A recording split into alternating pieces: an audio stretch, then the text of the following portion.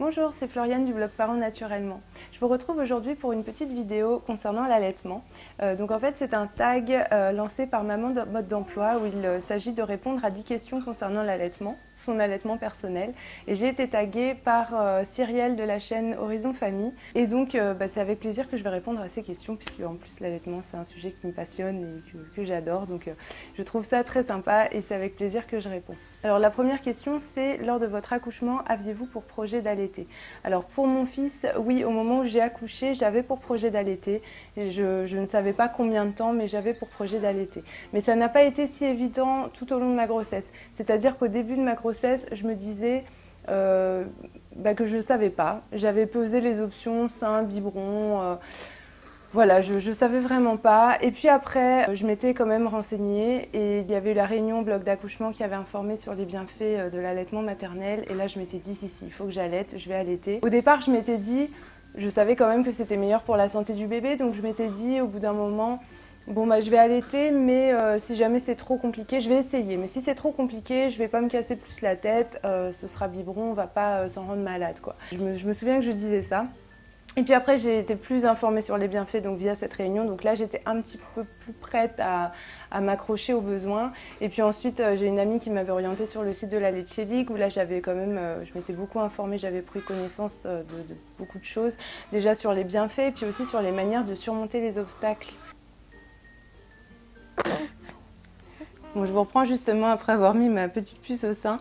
Donc je disais sur le site de la Leche League, là j'ai déjà appris plus de choses sur les bénéfices de l'allaitement et là plus je m'informais, plus je me disais oui, je vais allaiter.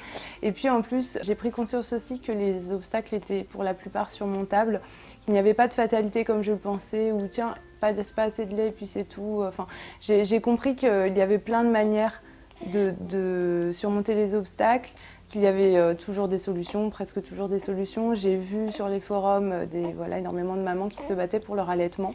Et ça m'a fait énormément cheminer aussi. Et finalement, j'ai lu ça peu de temps avant d'accoucher et au moment de l'accouchement, j'étais plus dans le même état d'esprit. Je me disais que j'allais me battre quand même pour mon allaitement, que si ça ne fonctionnait pas, s'il y avait des difficultés, j'allais essayer de les surmonter. Je voulais vraiment allaiter. Mais ça n'avait pas été si évident dès le début de la grossesse. Et puis surtout, au départ, je m'étais dit, je vais allaiter 3 mois, ce sera déjà bien. Puis après, je m'étais dit, bon, si vraiment ça se passe bien, j'allaiterai 6 mois. Mais je me voyais vraiment pas aller au-delà de 6 mois si on m'avait dit que j'allais allaiter 3 ans. J'aurais juste pas cru, quoi. Pour moi, c'était un peu 6 mois maximum, quoi. Question numéro 2, quelle est votre durée d'allaitement la plus longue? Bon, bien, c'est 3 ans, donc avec mon fils.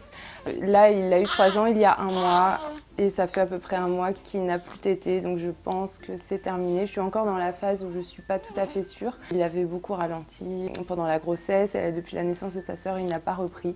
Donc voilà, affaire à suivre. J'en parlerai sûrement sur le blog un peu plus tard quand j'aurai plus de recul. Là, je pense que c'est terminé, je ne peux pas en être sûre. Je vous dirai ça. Question numéro 3, avez-vous souffert de difficultés physiques? Alors très peu finalement, pour là mes 2 allaitements, celui de mon fils comme celui de ma fille qui a commencé il n'y a pas longtemps. J'ai pas eu de grosses difficultés au démarrage, pas de crevasses, pas d'engorgement, enfin rien de trop compliqué. Pour les 2, ce qui se passe, c'est que j'ai un réflexe d'éjection fort, donc comme difficulté physique finalement c'est ça en fait qui complique un petit peu, mais bon c'est pas du tout insurmontable et je pense beaucoup moins pénible que plein d'autres choses qu'on peut avoir, notamment les crevasses. Mais voilà, j'ai un bon débit, quoi. J'ai un très bon débit, donc le réflexe d'éjection fort, ça veut dire qu'au moment du réflexe d'éjection, ça part très fort, ça part en jet en fait carrément. Et donc du coup, mon fils, ça lui faisait ça aussi, c'est-à-dire que le bébé, il doit retirer sa bouche, enfin, il commence à téter, puis il se prend un gros jet avec trop de débit, donc il doit retirer sa bouche. Le jet continue, et là en fait, il faut vider tout ça dans un bavoir, quelque chose, avant de lui redonner, parce que sinon il s'étrangle, et après ça peut le faire pleurer, enfin, il n'arrive pas à bien téter. Voilà, ça peut compliquer les tétés, c'est moins agréable pour le bébé parce que le débit est trop fort. Bon, après, il y a des astuces pour mieux gérer en donnant plusieurs fois à la suite le même sein, en vidant un petit peu avant de donner la tétée. Il y a certaines positions aussi qui aident, par exemple d'allaiter allongé ou d'allaiter bien en arrière, le bébé à la verticale, comme ça la gravité aide en fait pour pas qu'il se prenne le jet trop fort. Voilà, c'est des petites choses, c'est pas une grosse difficulté, mais c'est, je pense, ma difficulté principale, en tout cas en début d'allaitement. Ça dure à peu près 3 mois, hein. Heureusement c'est pas définitif, mais c'est vrai que c'est très pénible, quoi. Et là en ce moment je suis en plein dedans du coup avec ma fille, ça recommence et donc j'ai des jets qui partent dans tous les sens et voilà, il faut gérer tout ça. Ensuite, pour mon fils, quand il avait 3 mois, j'avais eu une petite crevasse, c'était la toute première, et un petit engorgement qui était passé en quelques jours. En fait, j'avais massé la zone engorgée. Et puis finalement, ça avait été l'affaire de quelques jours, hein, rien de trop compliqué. Après, ma difficulté plus importante que j'avais eue quand mon fils avait 6 mois, c'était les morsures. Quand il avait eu ses premières dents pendant plusieurs jours, il me mordait à chaque tétée, surtout que ses dents devaient lui faire mal, et ça, c'était difficile. Et puis ensuite, les grosses difficultés physiques, après c'était bien plus tard, c'était autour de 18 mois, où là les morsures ont repris, et là ça a duré plus longtemps, ça s'est bien étalé sur 2 mois, où j'ai eu de grosses morsures bien fortes de temps à autre, en fait, à chaque poussée dentaire. Et là c'était pas évident, j'ai failli arrêter à ce moment-là. Je me souviens qu'à un moment j'en pouvais plus, je m'étais dit je vais pas pouvoir continuer, est-ce que je vais pouvoir continuer? Et puis finalement voilà, à force d'expliquer, on avait trouvé nos solutions, et puis j'ai pu continuer, je n'ai plus été mordue. Mais ça c'était vraiment une difficulté, une grosse difficulté pour moi, ça avait été très difficile. Question numéro 4, avez-vous souvenir d'une situation cocasse d'allaitement?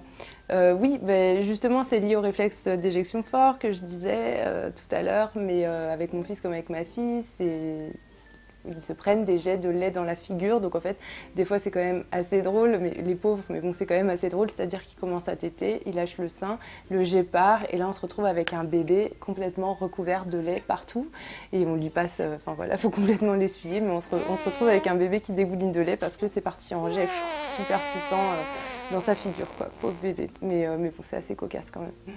Question numéro 5. Quelle est la remarque la plus à côté de la plaque qui vous a été faite? Alors moi, c'était un médecin, donc je l'avais consulté pour mon fils qui avait 9 mois à l'époque, et à la fin du rendez-vous, il m'avait dit « mais vous l'allaitez encore ?» Il était super surpris en fait, moi j'avais dit ça comme ça, je pensais vraiment pas qu'il allait être surpris. Donc déjà, il n'en revenait pas que je l'allaite encore, mais surtout après, il me dit, je dis « bah oui, mais tous les jours ?» Bah oui, je lui dis à la demande, mais il fait « mais il tète plusieurs fois par jour ?» Bah oui, mais je me dis, mais c'est pas possible, il est médecin, il sait pas du tout ce que c'est qu'un bébé de 9 mois, enfin, qui tète à la demande, parce qu'un bébé de 9 mois qui tète à la demande, mais qui tète pas tous les jours ou qui tète une seule fois par jour, enfin, ça me paraît un peu impossible, quoi. À 9 mois, c'est un âge où il tète encore quand même 6, 7, 10 fois par jour. Et je me dis, il était vraiment mal informé sur l'allaitement, il connaissait vraiment rien, et j'avais été quand même surprise et un peu triste de constater ça chez un médecin, mais bon, d'un côté, c'était un peu drôle aussi, enfin, voilà, j'avais été très surprise. Question numéro 6, quelle est la remarque la plus aidante qui vous a été faite? Moi je pense que c'est à la maternité, les sages-femmes qui m'ont accompagnée étaient vraiment très bien. Et elles disaient d'allaiter au signe d'éveil. Et ça, je ne le savais pas avant, qu'il fallait allaiter vraiment au tout départ un nouveau-né dès qu'il se réveille, en fait, dès qu'il fait des petites mimiques avec sa bouche, qu'il ouvre ses yeux, qu'il commence à sucer ses doigts. C'est des trucs tout bêtes, mais qu'on ne dit pas forcément. Et moi, je pensais bêtement qu'il fallait attendre qu'il pleure pour donner le sein, ou je sais pas.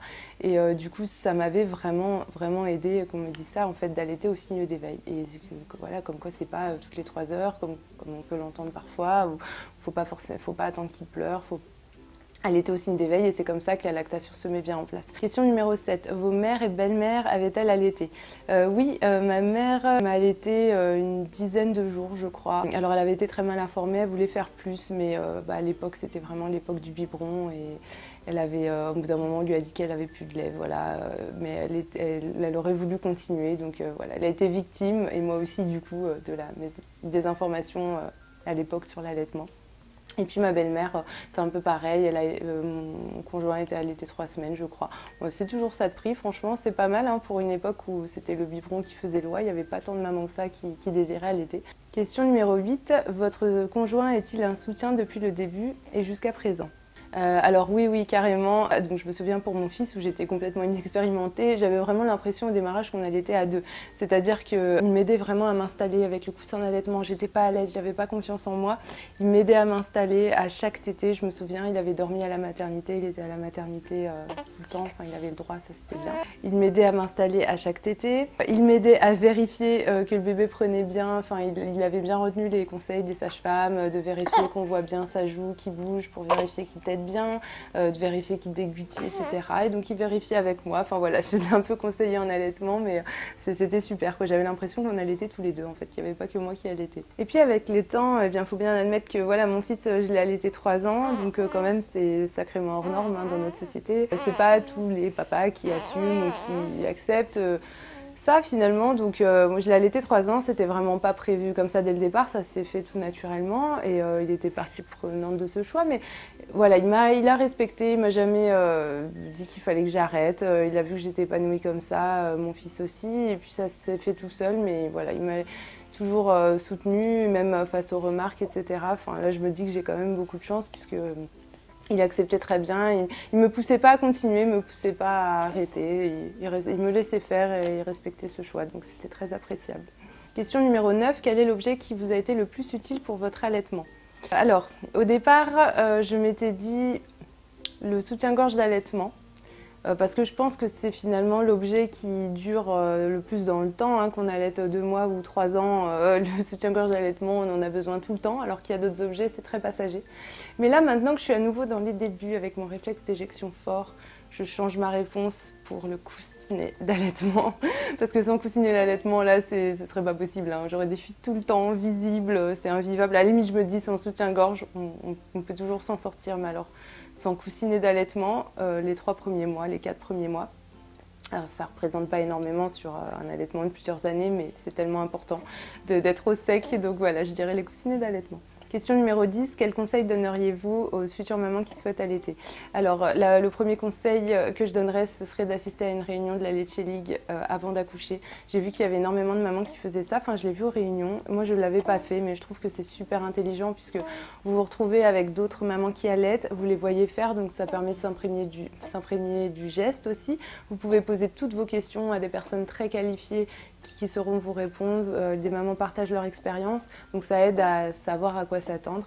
Et je pense que c'est une très très bonne démarche et que ça ne peut qu'aider à réussir son allaitement d'assister à une réunion LLL avant d'accoucher. Et le second conseil, ça paraît bête dit comme ça, mais je trouve que c'est vraiment très important, c'est se faire confiance. Parce que toutes les mamans sont capables d'allaiter, enfin les mamans qui ne peuvent pas allaiter pour raison médicale, ça existe hein, malheureusement, mais c'est 1% je crois. Donc c'est très faible, beaucoup moins que ce qu'on veut bien nous faire croire. Donc faites-vous confiance, vous êtes capable d'allaiter votre bébé et faites confiance à votre bébé. Parce que voilà, il est capable lui de se nourrir comme il faut à la demande, en lui donnant le sein quand il le demande, quand il se réveille. Normalement, il n'y a pas de souci. Et voilà, se faire confiance à son bébé. Et enfin, bien s'entourer. Si vous avez des personnes toxiques qui ne sont pas bienveillantes par rapport à votre allaitement, bah, ne leur parlez pas de votre allaitement ou éloignez-vous quelque temps, au moins du démarrage, quoi, le temps d'être plus sûr de vous, de prendre confiance en vous. Et entourez-vous des bonnes personnes qui vous soutiennent, qui comprennent vos choix, qui les respectent et qui vous aident, quoi. Voilà, j'ai fait les 10 questions, donc merci encore de m'avoir tagué, c'était très sympa. J'espère que ça vous aura plu et je vous dis à bientôt pour une prochaine vidéo.